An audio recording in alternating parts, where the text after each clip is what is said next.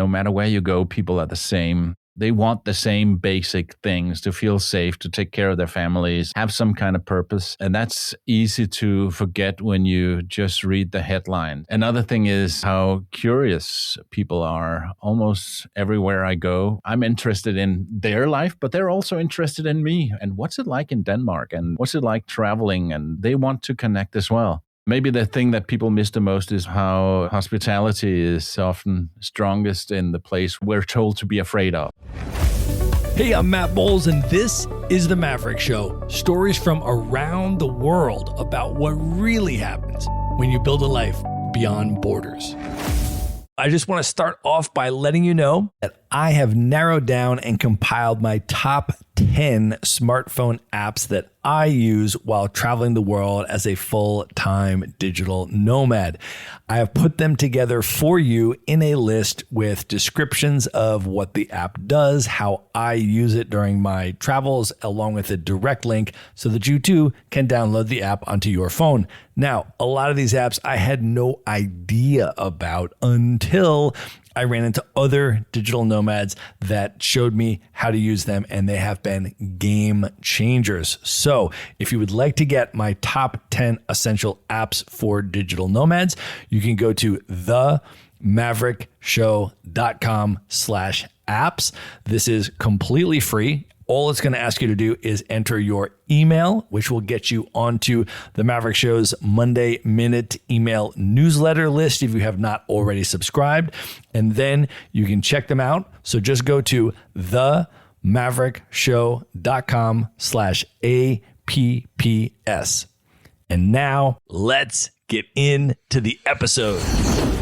I guess today is Palle Bo. He is a radio producer, full-time digital nomad, and host of multiple podcasts, including the Radio Vagabond, which crafts immersive audio experiences using field recordings and soundscapes from around the world that capture the true essence of each location, transporting the listeners to bustling markets, serene temples, and everything in between. He became a full-time digital nomad with no base after he turned 50 and has now traveled to 127 countries over the last decade and was recently named Travel Podcaster of the Year. Palle, welcome back to the Maverick Show. Thank you, Matt. I can't believe it's been this long. I first interviewed you, it was almost 8 years ago. You are episode 15 of the Maverick Show. 15. So for anybody that has not heard that episode, we are definitely going to link it up in the show notes. I was such a fresh nomad back then. Well, let's just start this episode off by setting the scene and talk about where we are recording from today. I am actually in the Blue Ridge Mountains of Asheville, North Carolina, Palle. And where are you? Asheville is beautiful. I want to come back.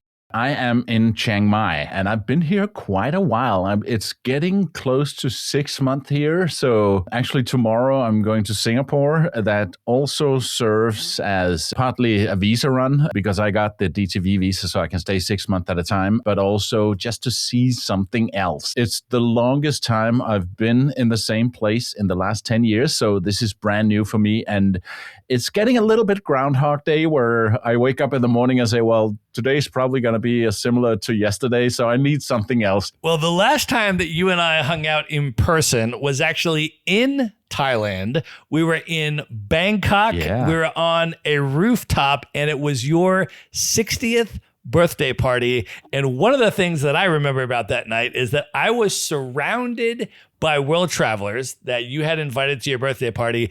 And I feel like I was the least traveled person on that entire rooftop that night.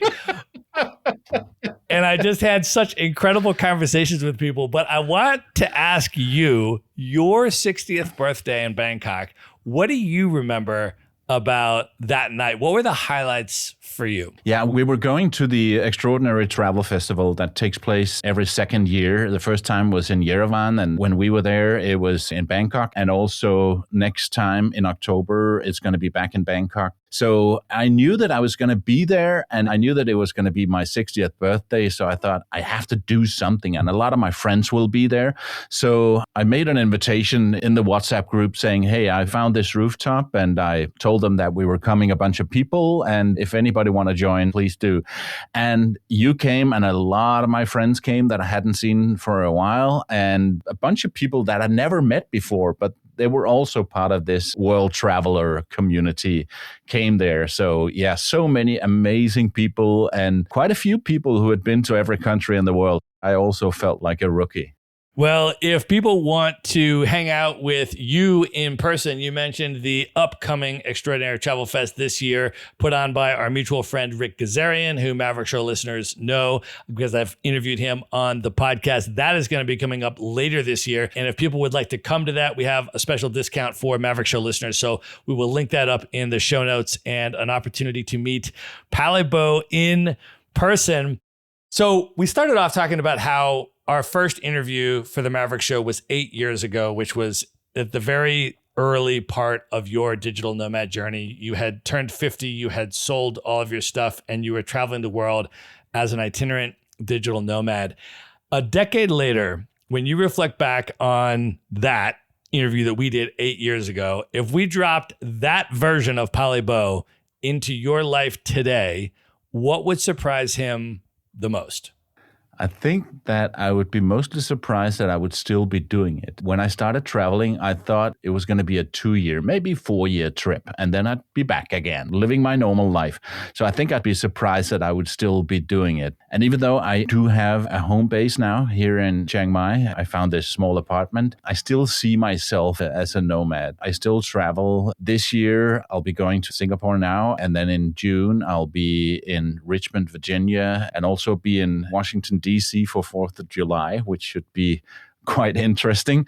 Later this year, I'm going to Kazakhstan. I might be going to Bangladesh. Yeah, a few other places. So after a decade of itinerant world travel without a base, why did you recently decide to establish a base? What motivated you to do that now? I had been playing around with the idea. I was also here a year ago because I go to the Nomad Summit that takes place in January every year.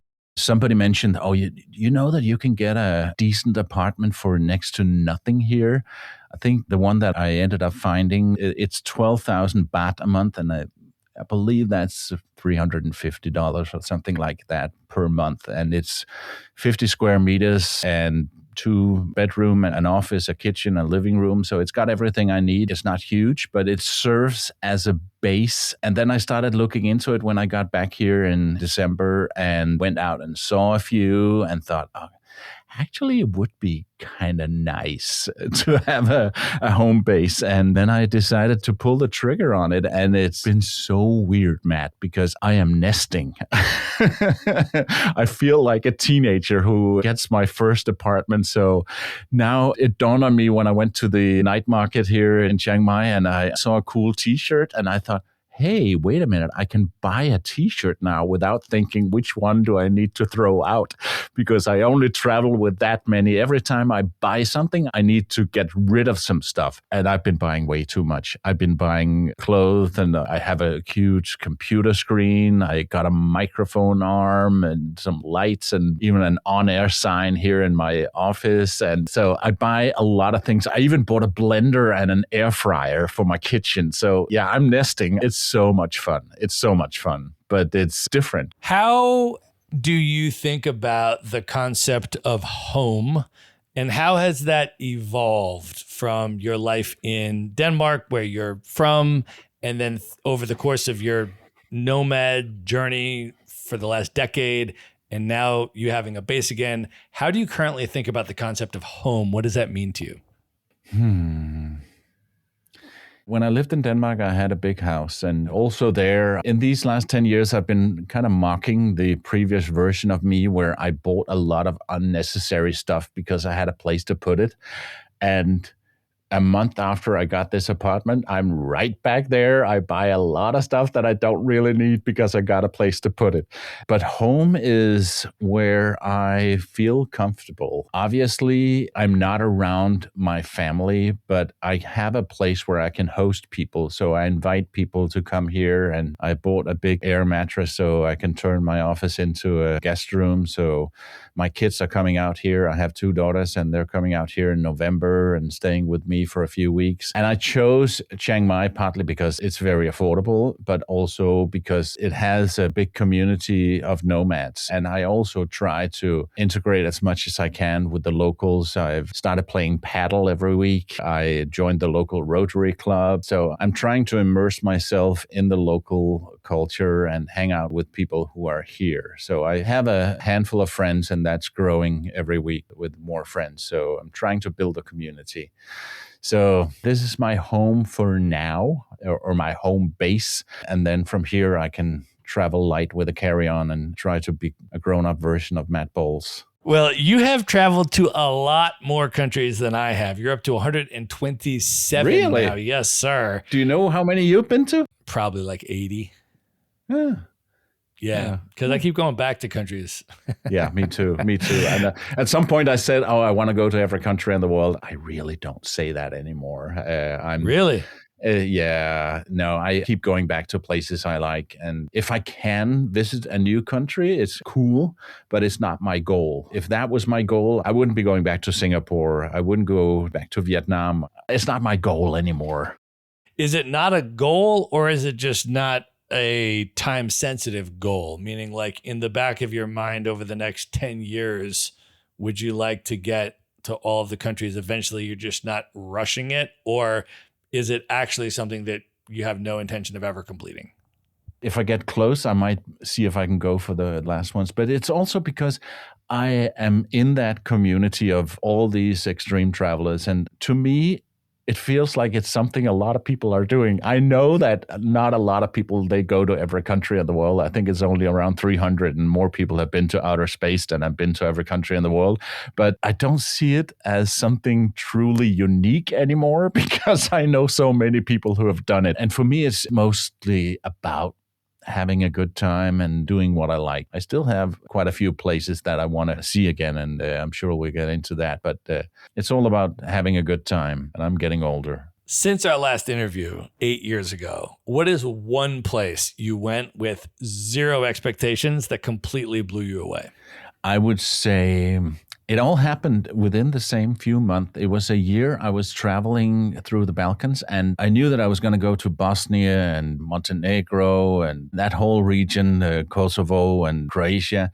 And then I thought, well, I'm in Greece, so why not visit Albania as well? It's probably going to be uninteresting, and then I'll leave again, but I can tick a thing off my box.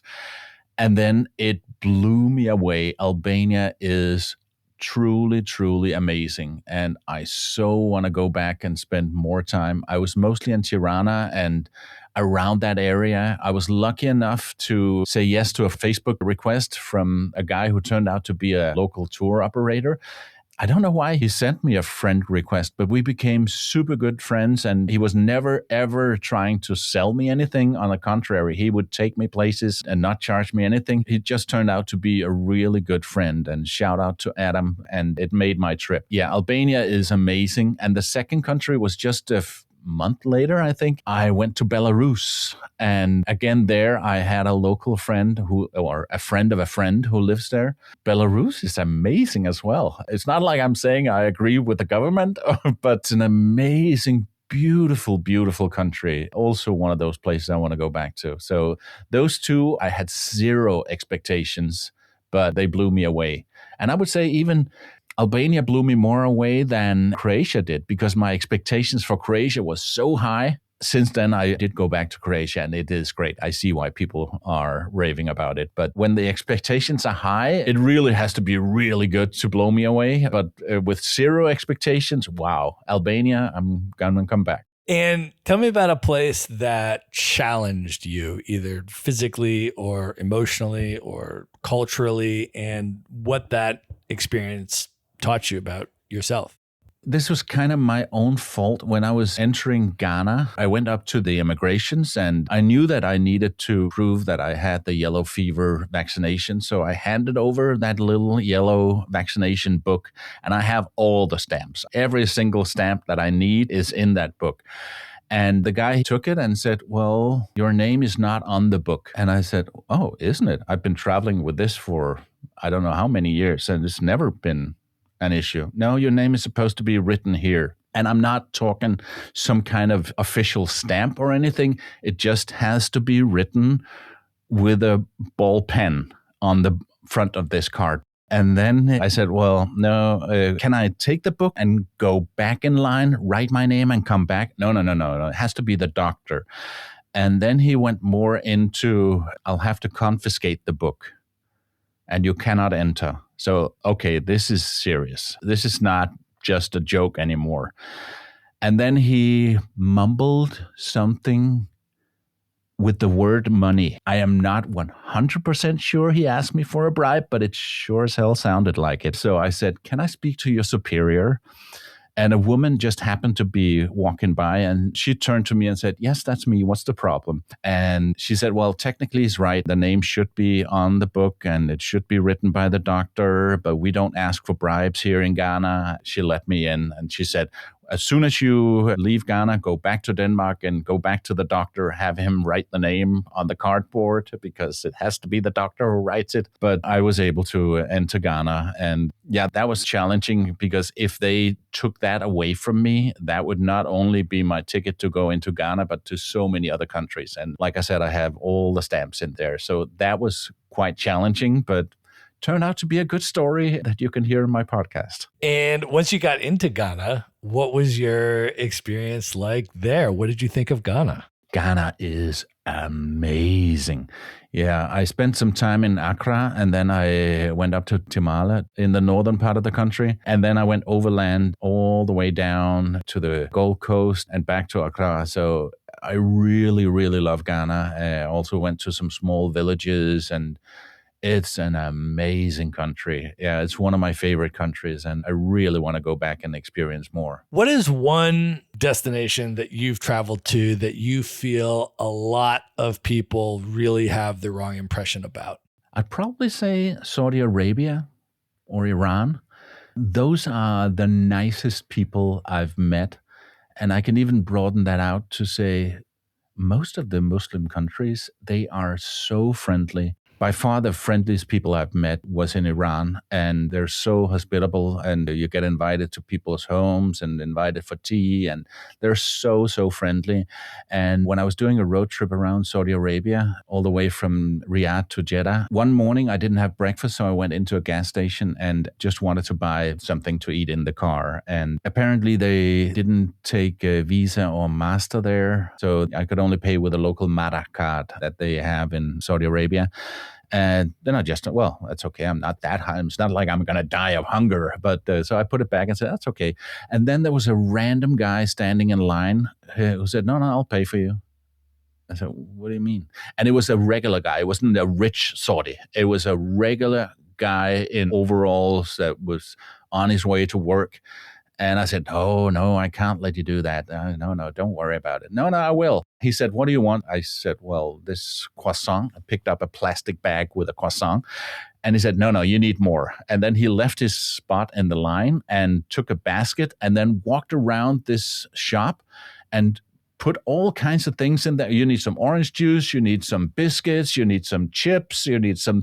So I walked out of there with a plastic bag full of stuff. He didn't even wait for me to say thank you or anything. It was just so natural. He saw somebody in need and he helped me. It was so weird. And the weirdest thing is that exact same thing happened later on that trip in Saudi Arabia. So they're so friendly. And a lot of people have completely wrong conceptions about what people are like there. I have had similar experiences around the world where you are traveling somewhere and you are really stuck in a situation. I remember when I went to Lagos, Nigeria for my first time, and all of a sudden I had just eating at a coffee shop and, had some food and drink, and I went to pay and my credit card didn't work. The guy takes me to the ATM machine and then the ATM card doesn't work either. So now I have a bill to pay. I have no money. I can't get money. I can't use my credit card. And this local guy just walks up and he goes, "What's the problem, bro? You got a bill to pay?" I was like, "Yeah." He's like, "You can't get your ATM card to work?" I was like, "No." He goes, "How much is it?" And then he pays the guy, gives him a tip, and then goes and gets back in his car. I was like, "Bro, how do I get that back to you?" He goes, "Don't worry about it, man. Welcome to Lagos."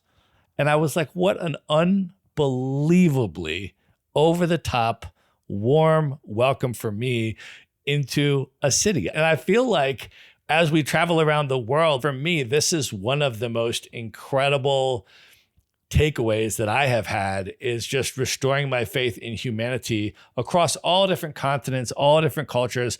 When I am in need and when I am in a place where I need help, always people will come to me and they will help me. And for me, that's been one of the most beautiful parts that I've taken away from all of my travels. It's unbelievable. And also, many people who don't travel think that the world is such a dangerous place, and it's really not. It's really not. Of course, you need to use your common sense and don't walk down a dark alley in the middle of the night. But 99.999% of the people all over the world are nice and want to do nice. Well, I also want to talk about the podcast that you host, the Radio Vagabond, which I have been listening to for as long as you've been doing it, which has been about almost a decade now. And I'm wondering, just for people that have never heard the show, and this is their first time hearing about it, we're going to link it up in the show notes, and I want to encourage people to check it out. But it's quite different than the style that I do mine. So can you share a little bit about what the show is, what people can expect, and why you do it the way you do it? Yeah, well, I bring my microphone anywhere and record a lot, from the streets, from markets, from mosques, all kinds of places, so you can hear the sound in the background. And then I tell stories around that. And if I meet somebody, it can be somebody where I made an appointment, or it can also just be random guy that I meet on the street and then just, "Oh, you sound interesting," or "Can I ask you something here?" So it's a lot of different things. And then I tell stories about the places as well, but it's mostly about the people I meet. So a lot of field recordings and a lot of layers and music and storytelling. Yeah, it's very different stylistically than mine. And I think it's a really great companion, because one of the things that I do on my show is I'm interviewing travelers like yourself. One of the things that you do on your show, you also interview some travelers, but you interview a lot of local people in the places that you meet at a market or on the street, and you just pull out and you do. I was recently listening to the episode that you recorded in Guinea in West Africa. And as you go through the episode, 1 minute you'll be walking down the street and you're talking into the microphone, explaining where you're going, and you can hear cars. And then there's like kids saying, "Hey," they're talking to you and you're talking back to the kids as you're going by them. And then you arrive somewhere and you're meeting someone for dinner and you record some of the conversation. And this is a local person and you're asking them about their life there and the politics of the country or things of that nature. And you're just getting a local perspective on something. And then you cut all of this into the podcast episode. And so it's really an amazing portfolio that you've now built of all of your travels and the way that you're documenting the local places that you go and creating content around it. So I recommend your show as a great companion to mine, because it's quite stylistically different, but I really, really enjoy it. I have so much recorded that I haven't started editing yet, because it's a lot of work. When I do one 30-minute episode, it takes me 30 hours to do. Just the editing, not the recording of the field recordings, but just the editing from when I start editing an episode till it's ready to go out. So it's a lot of work. And recently I've been having more focus on my actual work, producing podcasts for clients that will pay me, because having your own travel podcast is not a gold mine, at least not for me, but it's a passion project, and I'm really getting ready to get the passion back. And I have started editing a little bit now. And the first one of the new ones that is coming out, it's actually an interview that we did in Bangkok like a year and a half ago. So that's the first one coming out, and I will make sure it drops at the same time as this episode.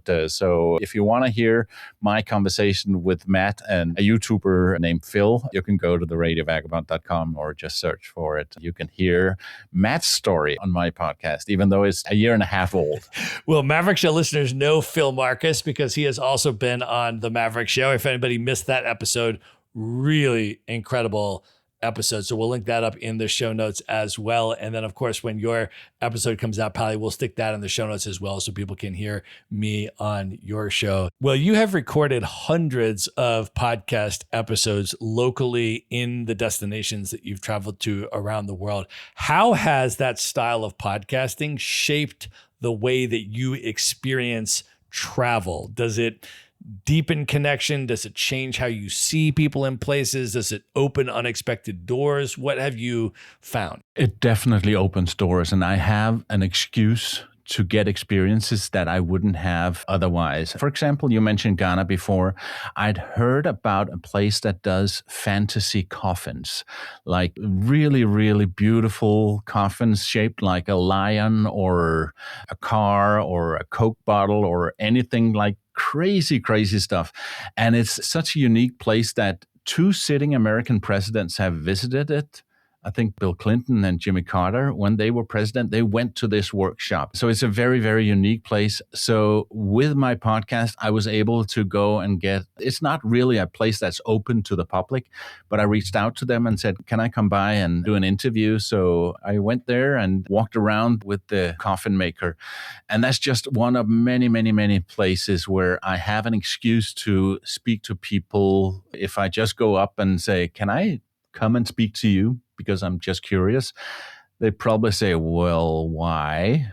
When I say, well, I do this podcast, can I come? And then it opens doors. So it's really a cool thing. And I recommend people to bring a microphone or just say that you have a travel blog or something, because it can open doors. Now, on the flip side, have you ever felt tension between experiencing something and being in the moment versus documenting it?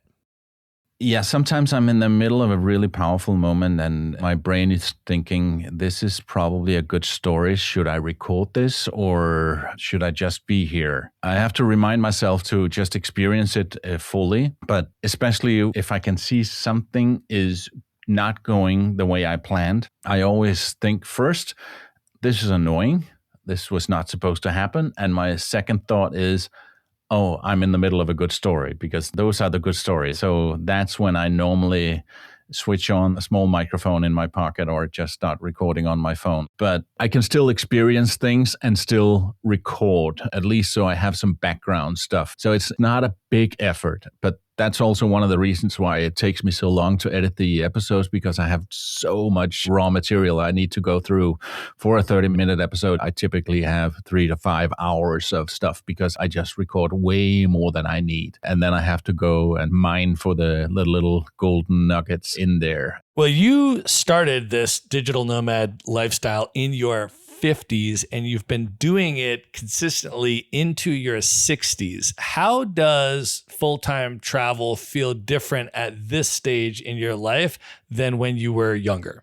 It does feel different in a good way. Earlier, it was more about ticking boxes and seeing as much as possible and moving fast. My 2022, I was in 30 countries, 37 if I counted the countries I went back to the same year. I moved more than 100 times, 105 times. I counted it in 1 year.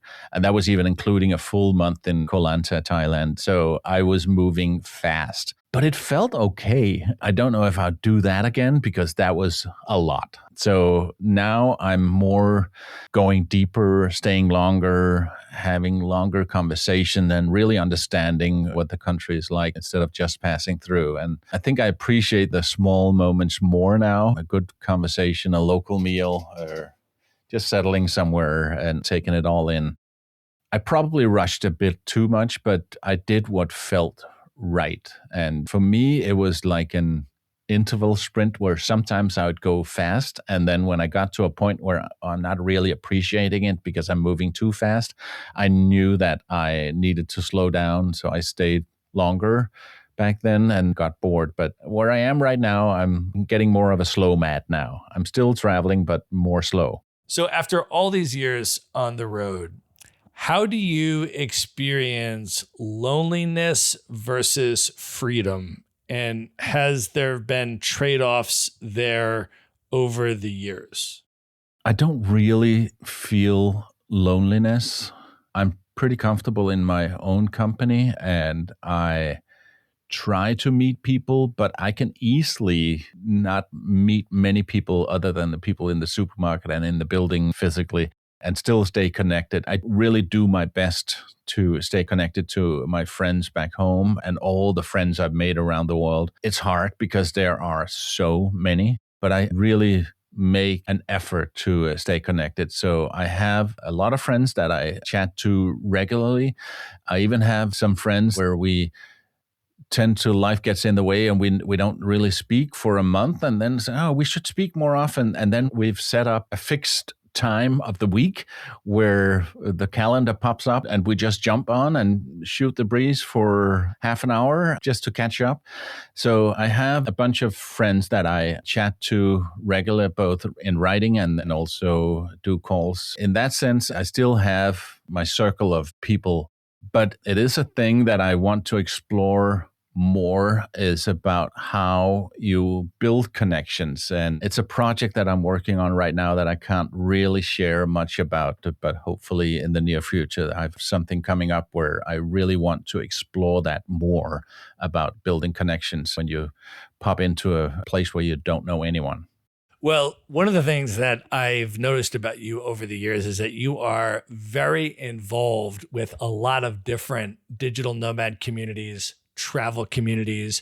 You're regularly attending these events and connecting with people and building and maintaining your community with other travelers in that way. But one of the other things that you do that I have been particularly impressed with that sometimes other travelers don't do, because a lot of times travelers stay in these bubbles of, hanging out with other nomads, hanging out with other travelers, hanging out with other expats, whatever it may be.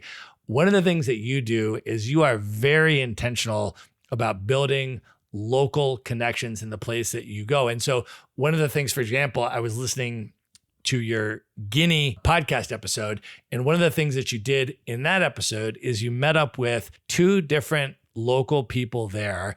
And you mentioned that you had met them through the couch surfing app, not necessarily because you were going to stay at their place, but just as a way to create a local social connection with the person that lives there. And I feel like a lot of people do not take that step and do that. So can you share a little bit about that or other techniques that you have for really making those local connections and how important that has been for your travel experiences? Absolutely. Couchsurfing is an amazing tool to meet friends. The main purpose of couchsurfing is not to get a free place to stay. It's not a free hotel room. It's a great way to meet people, and I've done that a lot. And I even did it on a recent trip where I was in Moldova and Ukraine, and where I couch surfed there.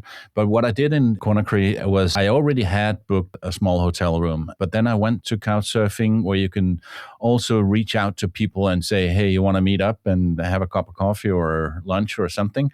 So I met a guy for lunch. I met two guys from Sierra Leone for a beer in the afternoon. And then I met a guy for dinner as well. So my trip was completely different because of couch surfing on that trip. And I wasn't even staying with people. I was just meeting people for a chat. So it's a great tool. And here in Chiang Mai, I've joined the local Rotary Club. I have been to Toastmasters session. I plan to go again. I've started playing paddle, where I meet both locals and expats and visitors here.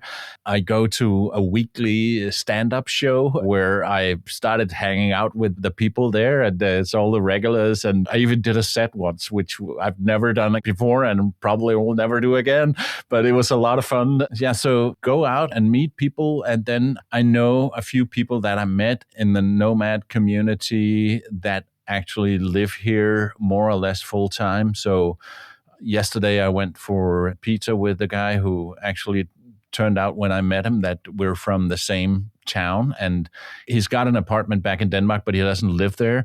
And that's 50 meters away from where my daughter lives. So it's so random. Well, you mentioned Moldova, which is a country that I have not been to. However, you and I are oftentimes sharing a bottle of wine together. And one of the things that people have told me about Moldova is that it has the largest wine cellar, subterranean wine cave in the world. Have you been there, and what is it like?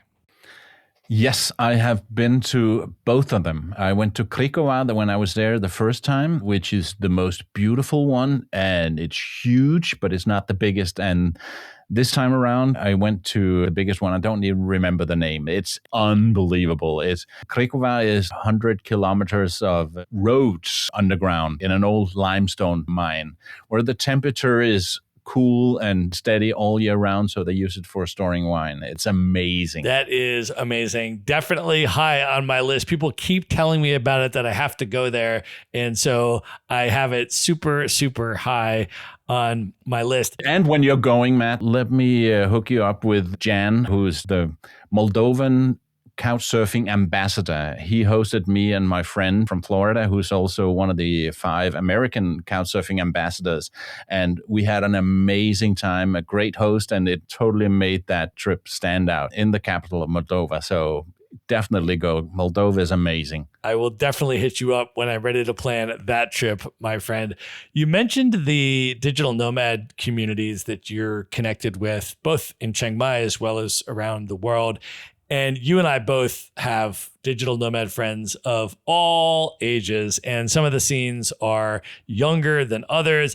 And I'm curious if you feel now, after living this lifestyle for a decade, do you think that this travel lifestyle keeps you young, or do you feel that it makes you more aware of aging?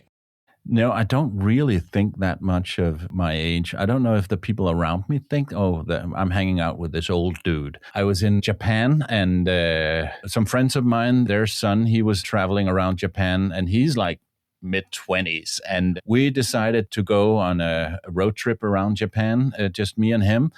And at the end, he said, I must admit, when I thought I'm going to travel around with this guy who's older than my father, would that be weird? And he said he didn't feel that at all. So I don't know if he was just saying that to be nice to me, but I really don't think of it as if I know that I have a higher age than the average nomad, but I don't see it that way. And it's really not an issue. Many of my friends are in their 30s and 40s, and I have a bunch that are my age as well, but it varies a lot. And I don't think age is really that much of an issue. And I don't think I've changed in the way that I travel. I still fairly healthy, and I try to stay healthy. I still need to lose a few pounds, but I'm trying to live a healthy lifestyle. I'm in the building, there's a gym, so I go to the gym every day, and I making protein smoothies in my new blender. And so I'm trying to live healthy, and I can still keep up with most people. I totally agree with that. My experience has been, it's very interesting to contrast it with maybe a more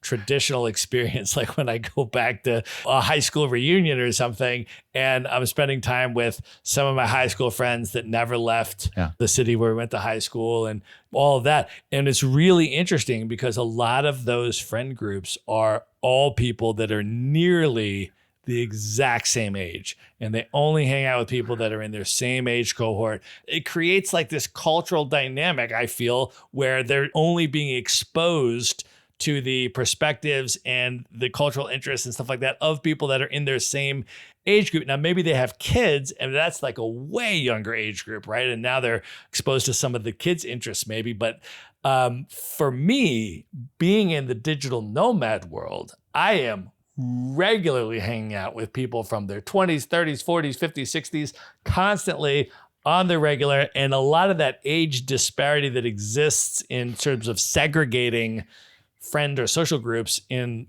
a traditional place, I feel like a lot of that just dissolves. And I feel like I get so much value and I learn so much from people from obviously different cultures around the world, but also different age groups. I really feel like the fact that I hang out with people from all those different generations and different age groups, I learned from each of them different things. And I do feel that that is just so valuable. And for me, I definitely feel that it keeps me young, and it is one of the best things about the lifestyle. Yeah, I totally agree. Totally agree. Palle, if somebody is listening to this right now and they're thinking about taking the leap into a lifestyle of long-term world travel, they're interested in becoming a digital nomad, what would you want them to understand that you've learned over your decade of doing this? Advice you would give to someone just starting out? Yeah. My main advice would be don't do like I did.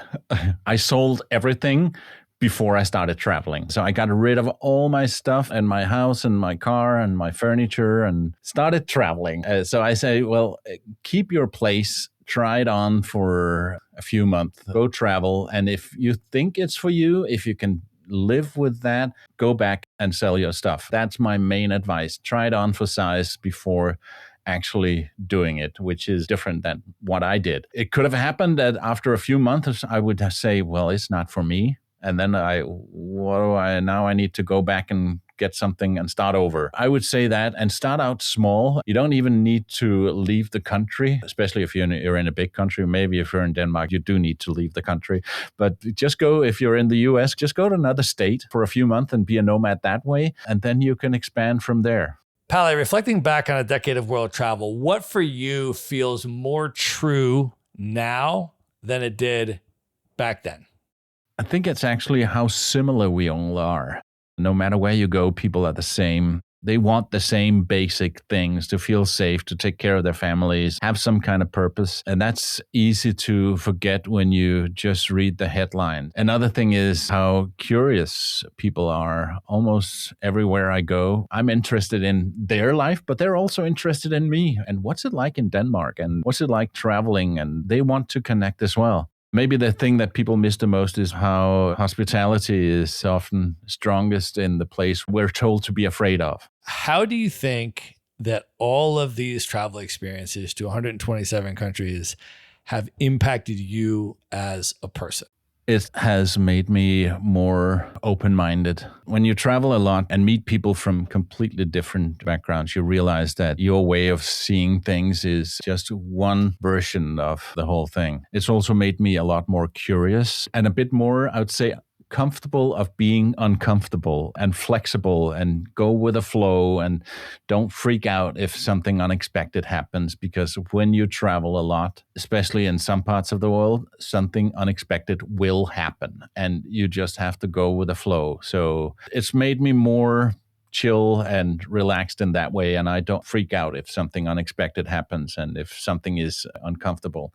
I'd also say it's probably made me a little bit more human in a way, because when you sit down with people from different parts of the world, as I said, you realize how similar we are. Same hopes, same worries, and just different circumstances. Well, I think that is the perfect place to end the main portion of this interview. And at this point, Palle, are you ready to move in to the lightning round? I am. The lightning round. All right. What is one travel hack that you use that you can recommend? Well, my best travel hack is not an app or anything. It's a rule I set for myself actually on the first day when I came to Tallinn, which was the first country 10 years ago. And the rule goes like this: when in doubt, say yes. If I'm offered something that I'm not sure if I want to do, I have to say yes. Unless it's completely stupid or dangerous or will break the bank for me, of course. And that has really ended up in some serendipitous moments for me and situations I could never have planned. Almost every great travel story I have starts with, should I do that? And so, I have to say yes. Like if somebody invites me home for tea, or a guy in Austin says, hey, you want to come stay with me in the trailer park? Of course. And I go and stay with Big Ed and Jeannie in a trailer park. And I'm still communicating with Big Ed every day. I'm not even kidding. And that was 7 years ago. It's amazing. So if it's something that I'm really not, I don't know, should I do that? Should I eat that weird food? Should I take a spontaneous detour or jump in the back of a scooter? I know it's the lightning round, but I have a story for you. A guy I met in Benin, just next to Togo and Ghana, said, hey, I'm going to a voodoo ceremony at my uncle's place. Do you want to come? And I actually had made other plans that day, but I thought, well, yeah, let's do that. So a few hours later, driving with this guy into a small village. I'm in a dark room and there was chanting and open fire.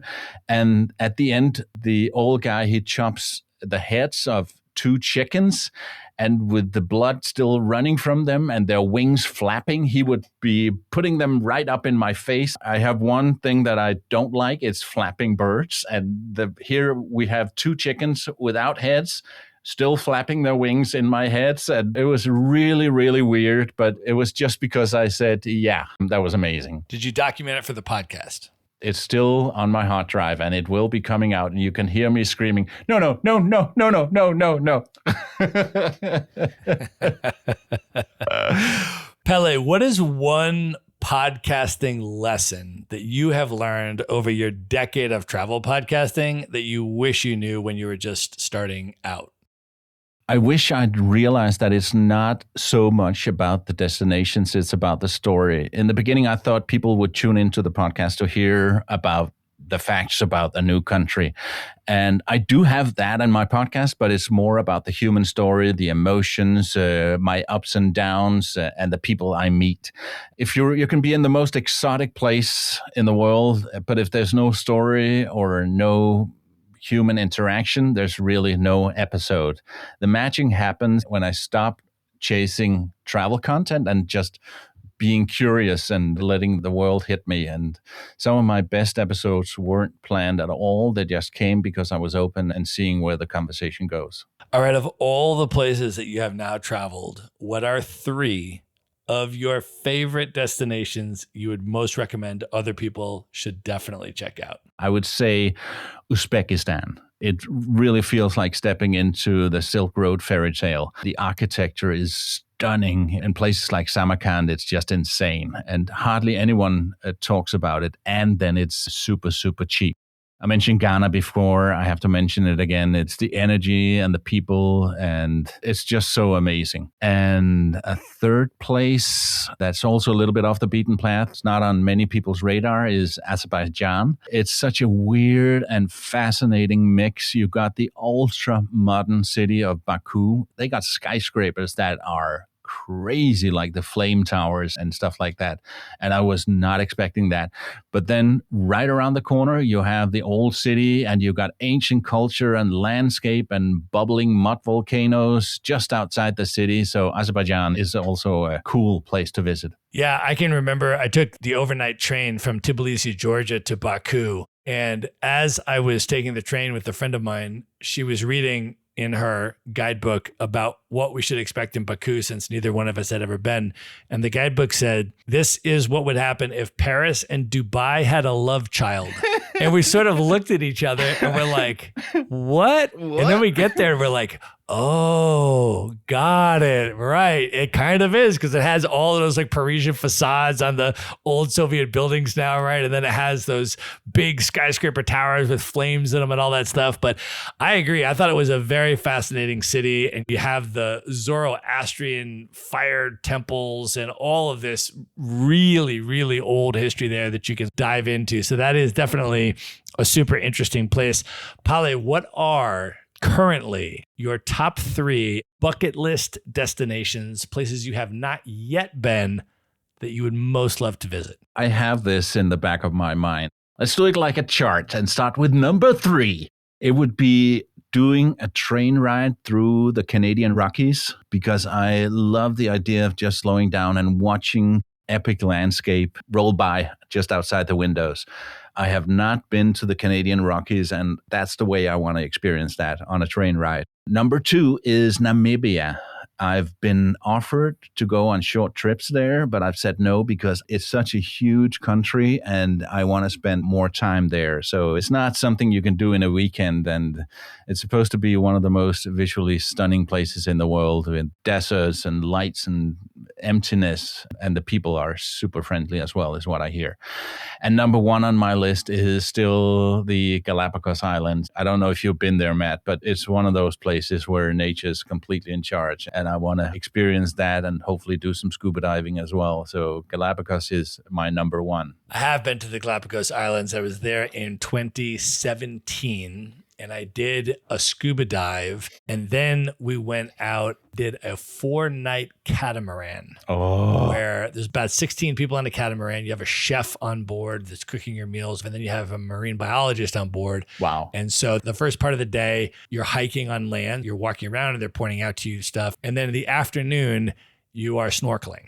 Wow. And you are immersing with all of the sea life there, which, as you mentioned, this is an incredibly unique ecosystem, and it's been so protected that the animals do not fear humans as predators. So whereas normally an animal might swim away from you, here they want to swim up to you and play with you and hang out. And it's a remarkable experience. I hear that they're still controlling that not too many tourists come at the same time. So they got restrictions on it. Also one of the reasons why it's quite expensive to do that. But yeah, I really, really want to do that. Yeah, it's super, super special. All right, Palle, at this point, I want you to let folks know a few different things. Let's talk about, first of all, where you are going to be. I mentioned that you are deeply connected with a lot of different travel conferences and events. If folks wanted to link up with you in person over the next year here, what are some of the conferences and events that you're going to be at or involved with? I'm actually in 3 different kinds of circles when it comes to the travel community. We talked about Extraordinary Travel Festival with the extreme travelers, so that's one. We talked about the nomad community, Nomad Summit, Nomad Cruise, those kind of things. So that's more for digital nomads. And then the third one is travel content creators. And I'm involved with TBEX, the oldest and the biggest travel conference in the world. And I try to go to every single one. I'm going to do 2 of the 3 they're doing this year. I'm going to be in Richmond, Virginia in June for their conference there. And as I mentioned, I'm going to head up to Washington, D.C. because it's so close for 4th of July. Then they're having another one in Kazakhstan in August that I'm going to go to. I'm going to miss the one in Fargo in North Dakota, but I've been there before, and I'm glad I'm not missing the other 2. And then I'll be at the Nomad Summit again in January here in Chiang Mai. They have a conference in July at the same time as I'm going to be in Washington, D.C. They have one in Estonia, a new conference. I wish I could be 2 places at the same time, but I can't do that. That's kind of where people can find me. And then obviously back at the Extraordinary Travel Festival in Bangkok in October.